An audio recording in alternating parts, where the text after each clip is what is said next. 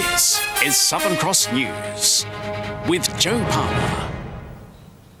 Good evening, everyone. Sabotage has been ruled out as the cause of the sinking of a TasSal contracted vessel at Triathlon last night. The owner of the Dawn Trader says it's likely bad weather caused the incident, while the Environment Protection Agency says there's no evidence it caused a diesel leak. A mammoth operation to salvage the Dawn Trader going since 6 o'clock this morning. At 7 last night, a local resident contacted authorities to say it was rapidly taking on water.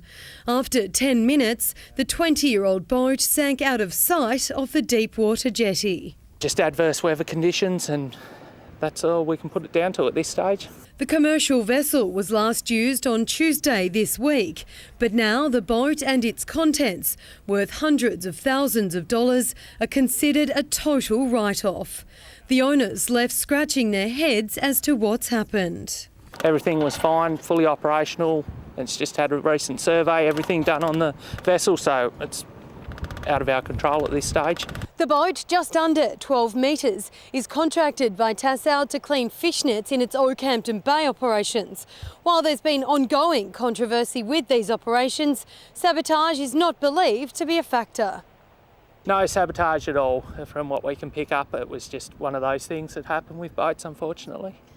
It's understood if the vessel had flipped, the 850 litres of diesel on board could have spilled, causing environmental damage. The owner says most of the diesel was contained, with the Environmental Protection Agency saying an inspection by divers shows no evidence of leakage. But the Greens say it reflects badly on TasSal's operations. We would expect the EPA to look at their ability to safely undertake operations in Okehampton Bay. This is very poor evidence of their ability to operate safely there.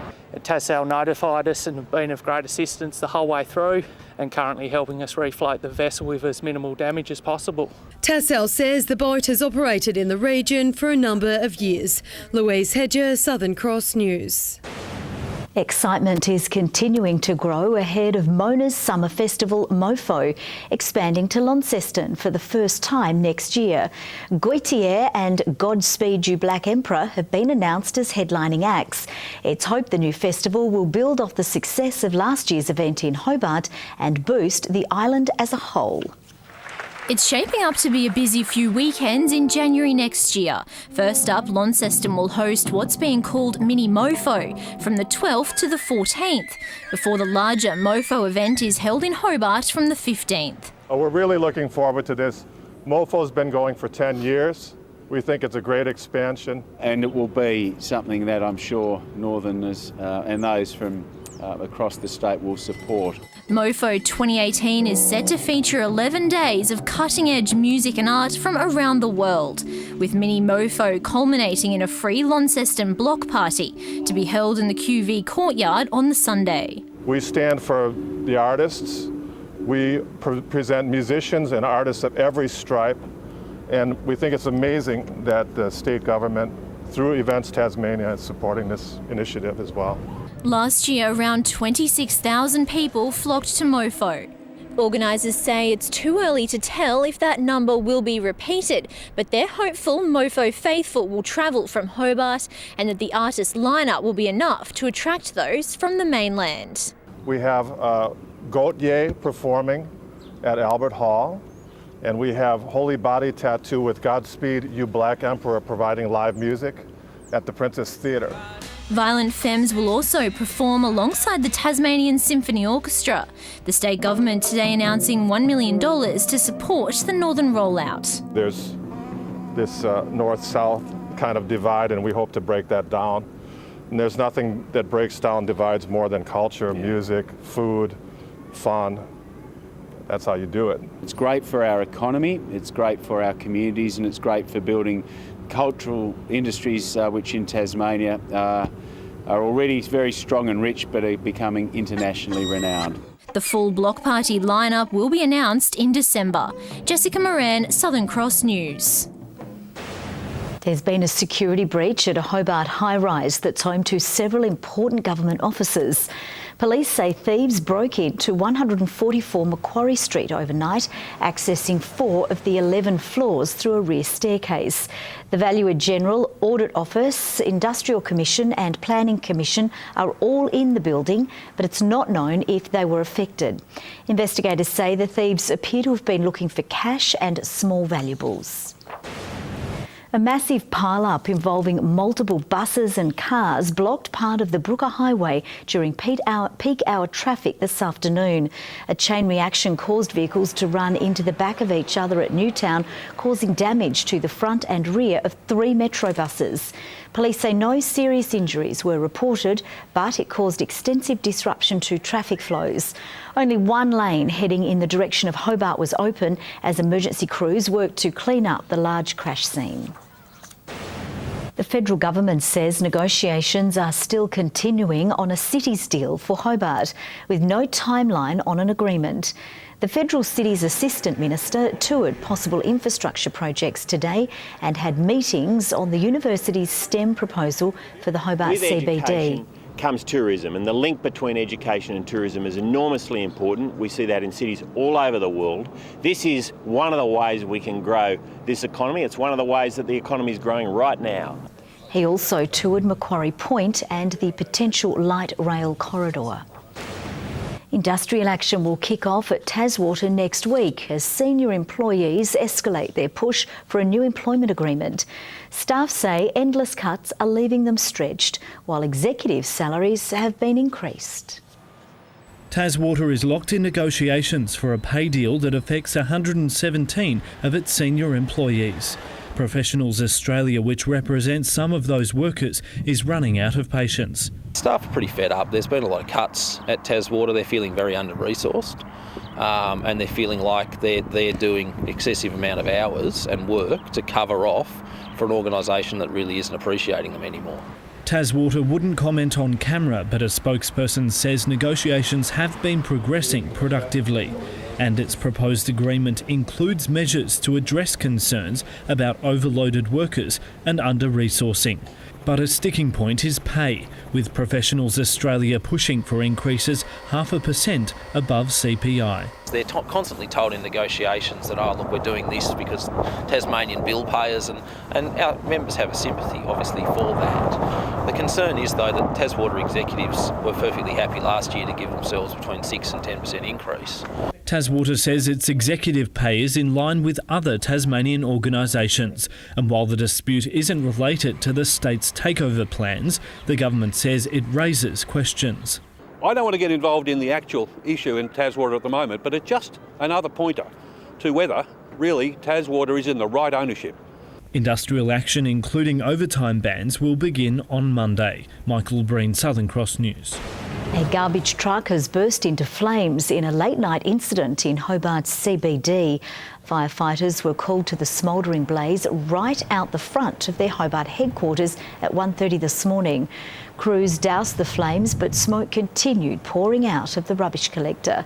The cause is undetermined. After years of lobbying, the Devonport Council has announced Tasmania will soon play host to its own Masters Games.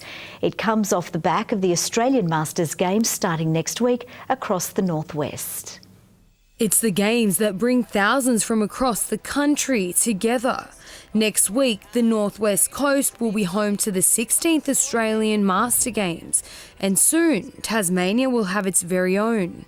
Devonport City Council is building on the legacy of the Australian Masters Games in creating a multi-sport event, the Tasmanian Masters Games. The state's own version of the Games will be held next year and hope to attract 1,500 participants. We're looking at about 20 sports to kick it off with, but we'll also be including a unique element of a strong disability program. It took 7 years of lobbying to bring the Australian Master Games to the Northwest and a separate 2 years to plan for the Tasmanian Master Games. Organisers say there is strong community support. Northwest Coasters are fanatical about their sport, and they'll come out and watch sport, and they play sport as well. So I think it's a great initiative. The Mayor says next week in the 2018 Games are a chance to build the tourism sector while encouraging an active lifestyle. I think it'll help bring the community together. It'll help keep the community together in the transition from having the Australian Masters Games and over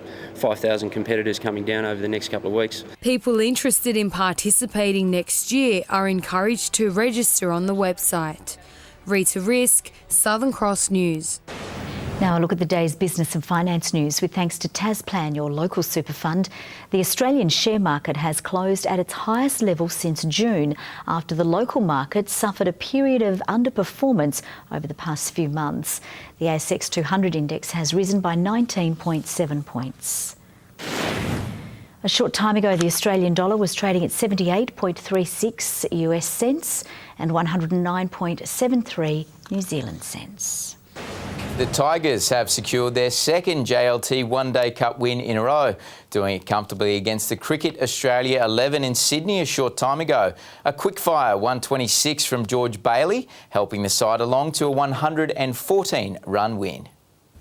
The Tigers openers got the side off on the right note with a string of early boundaries before the commentator's curse brought McDermott unstuck on 27. We've barely seen a ball in the air at all from both these batsmen that start things off for the Tassie. Oh, that's a screamer! Alex Doolan never looked troubled at the crease as his one-day cup form continued. Dunk set about resurrecting his domestic season, but celebrations were short-lived when he fell on 34. It did little to stem the Tigers' flow, however, as his skipper quickly made his intentions clear. Bailey and Doolan reigniting the innings, making easy work of the CA11 attack and notching up 50 apiece. The dream partnership was brought to an end thanks to a Henry Thornton Yorker, but there was no stopping Bailey, who soon had his ton. Matthew Wade contributing his share to the cause, with Bailey going on the last ball of the innings after belting more than a third of the Tigers' 334-run total. Two early wickets saw the CA11 in serious strife, Riley Meredith claiming the scalp of fellow Tasmanian Bo Webster on 4. Jake Carter providing some resistance before Dunk proved the unlikely hero, claiming 2 in succession. Cameron Boyce was the next to strike, dismissing Harry Nielsen and Ben Pengelly to put the Tigers in the box seat. James Faulkner securing the final scalp with 4 overs to spare to win it by 114 runs. Tasmania's up-and-coming netball talent have been given a taste of what it's like at the elite level, with players from the Collingwood Magpies Super Netball League squad travelling around the state for a series of clinics. And they say the future looks bright for the sport here at home. With a commitment to play Super League games in the state from 2018 and a vision of more homegrown talent eventually making its way onto the Collingwood list, the partnership between the Magpies and Tasmania continues to solidify.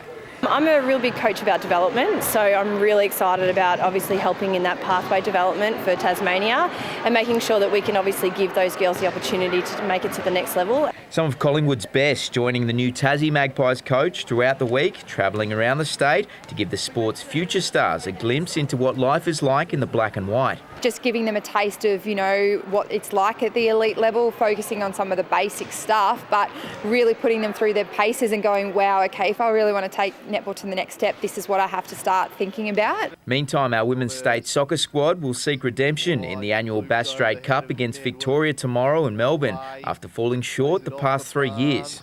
The girls that we've finally chosen in the squad have done well this year, and we've got 4 from interstate. So we're very pleased with what we've been able to put together. These are the opportunities that we get to be able to prove that we are contenders and we are players that want to be seen and respected in a way. So there'll be no easy game for Victoria, absolutely. And organisers of the State Basketball League are ready for tip-off, with the new look season getting underway with 19 games this weekend across the northwest. Hobart Phoenix, who won it in men and women last year, have several Siebel players in there, and Penguin men won the Northwest competition, and they're further strengthened by Siebel players like Joe Chilcott playing for them, so we're expecting really good competition. The annual Devonport triathlon is set for a new look format in 2018, with the event allocated a World Cup para-triathlon, only one of 6 of its kind on the international triathlon calendar. It will see around 60 of the best para-triathletes competing in Devonport and could attract world and Olympian champions, according to organisers. Athletes will battle it out in a 750-metre swim, 20-kilometre bike ride and 50-kilometre run. Taking in the traditional course, the event begins on Saturday, February 17. Good evening. Hobart 16 today. Launceston, Burnie and Devonport all reached 17 degrees, while 19 was the high at Friendly Beaches. As we experienced a fine partly cloudy day, a few showers fell over the west and south. St Helens 18, Wynyard and Campania 17, Bushy Park 16 degrees, Low Head, Grove, Strawn and Flinders Island 15, King Island 14. Now on the cloud mapping, and there is some low to middle level cloud over our region and Victoria and parts of the Southern Ocean. The rest of the country mostly cloud free apart from the bright thunderstorm cloud over central WA, Queensland and the top end. Mostly clear skies today until that cloud drifted over from the west, and we got fairly decent cover by the end of it all. Tomorrow, a high near Adelaide has encouraged the westerly winds over our region. A low pressure trough runs from the Kimberley through the top end and along the Great Dividing Range.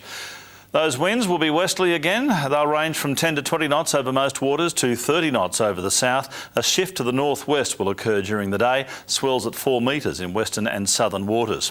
Strong wind warning for waters between Tasman Island and Low Rocky Point.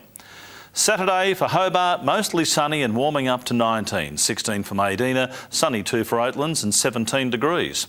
Launceston fine and sunny after a cool night, 19 the top after 3 overnight, 17 for Devonport, an early frost for Lyowini and a sunny 14 later. Burnie fine, mostly sunny and 17, 15 a possible late shower for Strawn though, 14 the top for Marrawar. For St Helens, sunny 19, 19 for Swansea and 19 for Orford. UV at 6s and 7s, which is high. On Sunday, fine apart from a light shower over the west and far south, clearing early afternoon though. Fine and mostly sunny on Monday with northerly winds and an afternoon sea breeze. Fine again on Tuesday with plenty of sunshine, and to preview Wednesday, temperatures pushing the 30-degree mark. Looking forward to that. Sunny and 30 in Perth tomorrow, fine for Adelaide. An early shower clearing from Melbourne, showers for Canberra, Sydney and Brisbane.